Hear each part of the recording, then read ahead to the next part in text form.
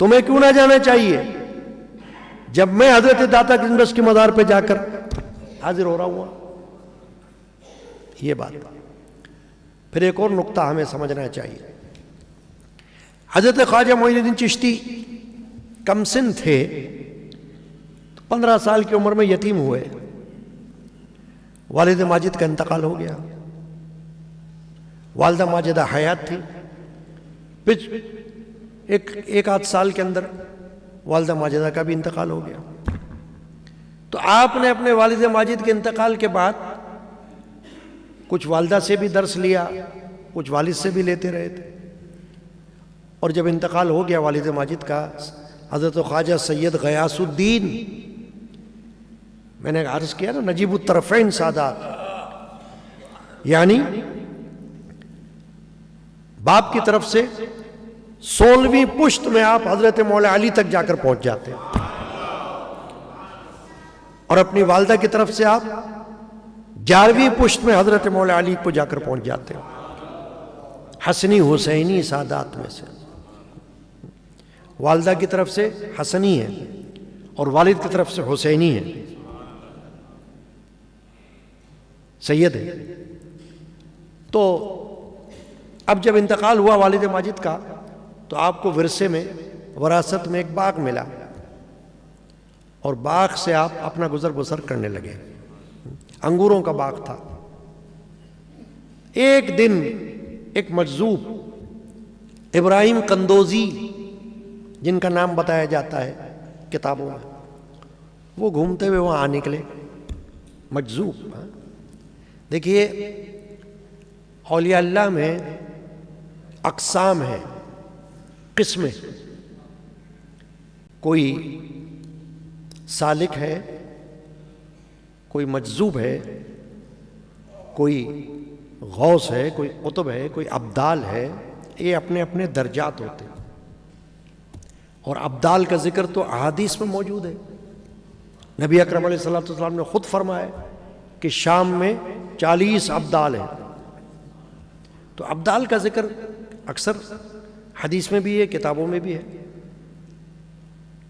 اب یہ جو مجذوب ہوتے ہیں، ان کا ذکر باقاعدہ اسلامی تاریخ میں ملتا ہے اور روایات میں ملتا ہے، حالات میں ملتا ہے. ان کو ہم پاگل نہیں کہہ سکتے معاذ اللہ. مجذوب کا معنی یہ ہوتا ہے کہ سالک جو شریعت پر، اس کے اعمال پر، اعمال و اشغال پر چلتا رہتا ہے. مجذوب کو اللہ تعالیٰ نے ہوش و حواس سے فارغ کر دیا، گم ہو گیا، وہ کچھ فنا ہو گیا ایسا کہ عقل سے عاری ہو گیا ایک طرح سے. اب وہ مجذوب ہے. اب کبھی کبھی اس کی زبان سے کوئی بات نکل جاتی ہے، اللہ تعالیٰ ویسے ہی کر دیتا ہے. بہت سارے مجازیب ایسے گزرے ہیں. مجذوب کی جمع مجازیب. حضرت شیخ عبدالحق محدث دہلوی علیہ الرحمہ نے اپنی کتاب میں حضرت خواجہ معین الدین چشتی کا بھی ذکر کیا اور بہت سارے اولیاء اللہ کا ذکر کیا. وہیں انہوں نے مجازیب کا بھی ذکر کیا، ان کی بھی کرامات بیان کی مجذوبوں کی. مگر ایک بات ہے، علماء نے فرمایا، صوفیاء نے فرمایا کہ مجذوبوں کو مانو، ان کی قدر اپنی جگہ کرو، مگر ان کے پیچھے نہ چلو،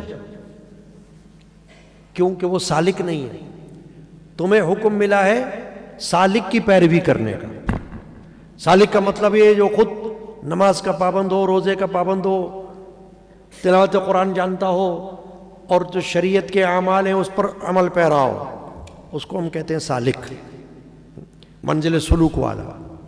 تو عوام کو حکم ہے کہ منزل سلوک میں رہے. تو منزل سلوک میں مجذوب کے پیچھے نہیں رہ سکتے ہم، کیونکہ وہ تو خود عاجز ہے. اس کو چھوڑ دو اللہ پر. صرف یہ ہے کہ اس کی قدر ہے، نہ اس کو ہم تنگ کر سکتے ہیں، نہ اس کو ہم برا کہہ سکتے ہیں. وہ مجذوب ہے.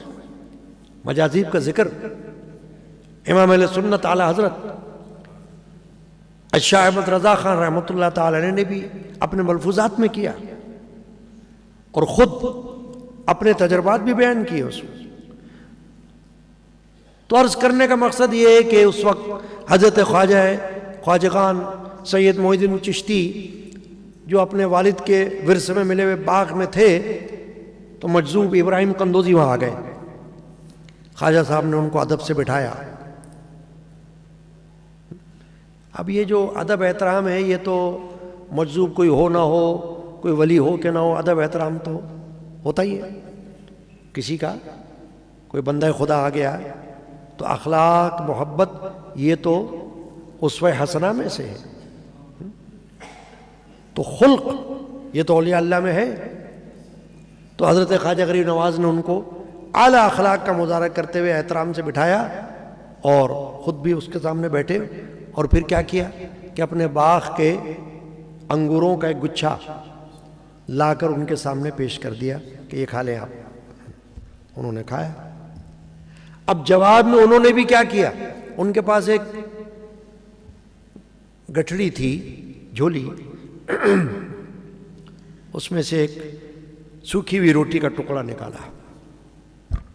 اب یہ دیکھیں بہانہ ہو رہا ہے حکمت کے تحت. سبب دنیا عالم اسباب ہے، اللہ چاہے تو کسی سبب کے بغیر ہی کچھ دے دے، مگر عالم اسباب ہے دنیا. انہوں نے کیا کیا، مجذوب نے سوکھی روٹی کا ٹکڑا نکالا، اس کو خود چبایا اور چبا کے حضرت خواجہ کے منہ میں ڈال دیا. بس کہا جاتا ہے کہ وہ جو منہ میں ڈالا اس سے ان کی دنیا میں ایک انقلاب آیا، دنیا سے دل اچاٹ ہوا، باغ وغیرہ فقراء میں تقسیم کر دیا، غربا، اور گھر سے نکل کھڑے ہوئے. اب جو عازم سفر ہوئے آپ تو کسی ایک جگہ نہیں، کئی جگہ کا سفر کیا، اسفار، سمرقند، بخارا، عراق، فلاں جگہوں میں گئے، علم دین حاصل کیا. یہ جو اکابر اولیاء اللہ گزرے ہیں یہ عالم ہیں، یہ فاضل ہیں. اب خواجہ غریب نواز حافظ قرآن بھی ہیں، قرآن مجید حفظ کیا آپ نے، فقہ کا علم حاصل کیا، حدیث کا علم حاصل کیا، تفسیر کا علم حاصل کیا، جس کو ہم کہتے ہیں ظاہری علوم. اس وقت کے ظاہری علوم یہی تھے، دین کے ظاہری علوم. بڑے بڑے اولیاء اللہ آپ کو اسکول کے، کالج کے، یونیورسٹی کے پڑھے ہوئے تھوڑی ملیں گے. داتا گنج بخش نے کون سے اسکول میں پڑھا، کون سے کالج میں پڑھا، کون سی یونیورسٹی میں پڑھا؟ کوئی نہیں. خواجہ غریب نواز نے کون سے اسکول، کالج، یونیورسٹی میں پڑھا؟ کوئی نہیں. کیونکہ وہ زمانہ یہ نہیں تھا. دنیا کے علوم کا، سائنس کا، میتھمیٹکس کا، اس کا اس کا، جتنے اس وقت دنیا میں چل رہے علوم دنیاوی ہے نا، وہ تو وقت کے ساتھ ساتھ اضافے ہوتے رہتے ہیں. اکابر اولیاء اللہ، اکابر صوفیہ جتنے گزرے ہیں وہ سب دینی علوم کے ماہر گزرے ہیں، روحانی علوم کے ماہر گزرے ہیں. اور وہ جو دینی علوم ان کو اللہ نے عطا فرمایا اس کے سامنے دنیاوی علوم والا بھی قدم نہیں مار سکتا. دنیاوی علوم رکھنے والے بھی ان کے غلام ہیں، یوں سمجھ لو آپ. اب آپ دیکھو نا، ایک بات بتا رہا ہوں آپ کو، جن کو اللہ نے دنیا کے اقتدار دیے، بادشاہتیں دی، شہنشاہ بنے، اقتدار دیا، سلطنت دی، سلطان ہوئے، بڑے بڑے بادشاہ، وہ تو خود خواجہ غریب نواز کے غلام ہوئے در کے. زندگی میں بھی ان کے پاس گئے اور خواجہ غریب نواز کے دنیا سے پردہ کر جانے کے بعد ان کی مقبرے پر حاضر ہوتے رہے، ان کے مقبرے پر تعمیرات کروائیں. آپ دیکھو شاہجہاں بادشاہ نے مسجد بنائی، اور سلطان شہاب الدین وہ ان کی زندگی میں تھا اور ان کا نام لیوا ہوا.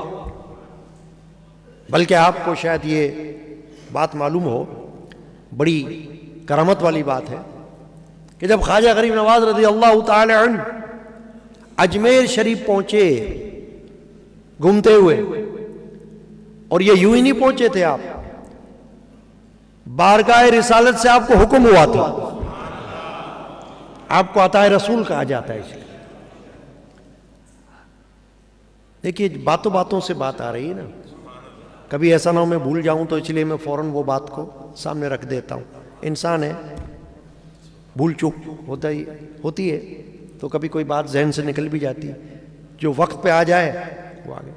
میرے جد امجد حضرت مولانا شاہ محمد غلام رسول قادری رحمۃ اللہ علیہ 50 سال پہلے بیان فرما رہے تھے، تو آپ نے اپنے بیان میں فرمایا، حضرت بلے شاہ، بابا بلے شاہ رحمۃ اللہ علیہ فرماتے ہیں، منہ آئی گل نہ رہندی ہے، منہ آئی گل نہ رہندی ہے، کا مطلب یہ جو بات منہ پہ آ جاتی ہے وہ آ جاتی ہے۔ پھر آپ نے یہ بھی فرمایا، ایڈورٹائز سے کوئی غرض نہیں، یہ میرے جد امجد نے فرمائی یہ بات، ملفوظات میں لکھی ہوئی یہ بات، کہ انہوں نے فرمایا منہ آئی گل نہ رہندی ہے، تو آپ نے فرمایا کہ بھئی یہ جو بات زبان پہ آ جاتی ہے وہ آ جاتی ہے، شہرت سے کوئی غرض نہیں، مقصد تو تعلیم سے علم پہنچے۔ یہ جو حضرت خواجہ غریب نواز نے سفر اختیار کیا اجمیر شریف کا، یہ کیوں کیا کہ آپ جب سفر کرتے ہوئے سمرقند بخارا وغیرہ سے دینی علوم حاصل کرتے ہوئے جب عراق پہنچے، تو عراق کے قصبے ہارون میں وہاں بہت بڑے شیخ موجود تھے جن سے حضرت خواجہ غریب نواز کی ملاقات ہوئی۔ کون؟ حضرت خواجہ عثمان ہارونی رضی اللہ تعالی، خواجہ عثمان ہارونی رضی اللہ تعالی عنہ۔ یہ وہ عثمان ہارونی ہیں کہ جن کا واقعہ میرے جد امجد حضرت مولانا شاہ محمد غلام رسول قادری رحمۃ اللہ علیہ نے بیان فرمایا خواجہ غریب نواز کے حوالے سے، کہ خواجہ غریب نواز کا ایک پیر بھائی فوت ہوا،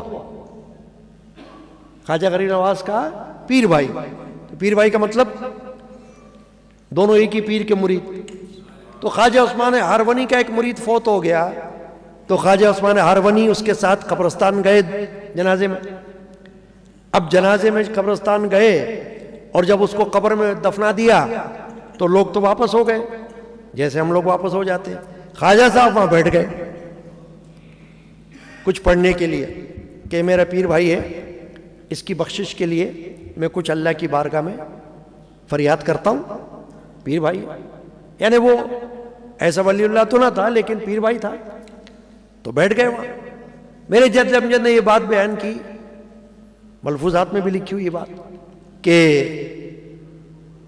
آپ نے دیکھا مراقبے کی حالت میں کہ جو پیر بھائی جس کو دفنایا اس کے پائنتی کی طرف سے منکر نکیر آ رہے ہیں، فرشتے، وہ جو 3 باتوں کے لیے آتے ہیں نا فرشتے، من ربو کا، تیرا رب کون ہے، یہ سوال کرتے ہیں، مہدینو کا، تیرا دین کیا ہے، یہ سوال کرتے ہیں، ما کنت تقول فی ھذا الرجل، نبی اکرم علیہ السلام کے چہرے انور کو دکھا کر پوچھتے ہیں یہ کون ہے،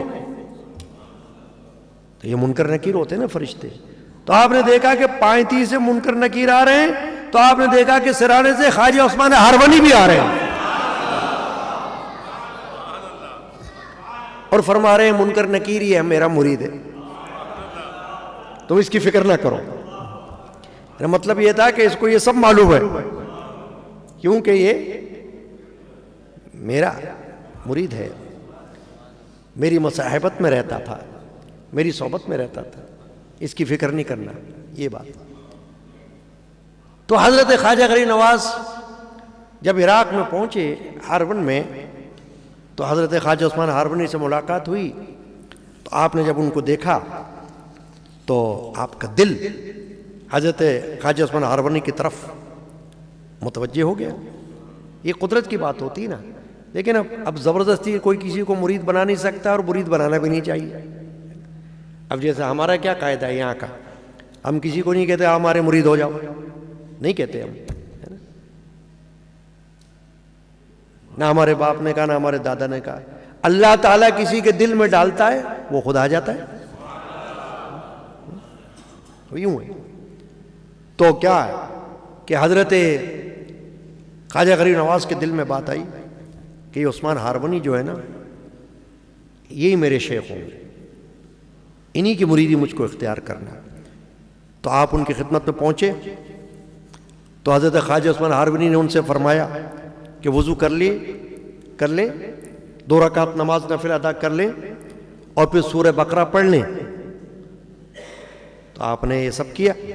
اس کے بعد حضرت خواجہ معین الدین چشتی نے جب یہ پڑھ لیا تو انہوں نے فرمایا 21 بار درود شریف بھی پڑھ لیں۔ آپ نے درود شریف بھی پڑھ لیا۔ اس کے بعد ان کا ہاتھ پکڑا آپ نے، خواجہ عثمان ہارونی نے، اور آسمان کی طرف اپنا رخ کیا اور فرمایا معین الدین میں نے آج تمہیں اللہ کے حوالے کر دیا، سب کام اپنے کرنا اللہ کے حوالے، نزدیک عارفوں کے تدبیر ہے تو یہ ہے۔ میرے جد امجد کا شعر ہے، سب کام اپنے کرنا اللہ کے حوالے، نزدیک عارفوں کے تدبیر ہے تو یہ ہے۔ چنانچہ ان کو نواز دیا عثمان ہارونی نے، اپنے پاس جو تھا وہ ان کو بخش دیا، اور پھر خرقہ خلافت ان کو عطا فرمایا۔ تو حضرت خواجہ معین الدین چشتی جو ہیں وہ خلیفہ بھی ہیں حضرت عثمان ہارونی کے، اور اعظم خلیفہ ہیں، بڑے خلیفہ ہیں، اور مرید بھی ہیں۔ اب حضرت خواجہ معین الدین چشتی نے جب ان کا دامن تھا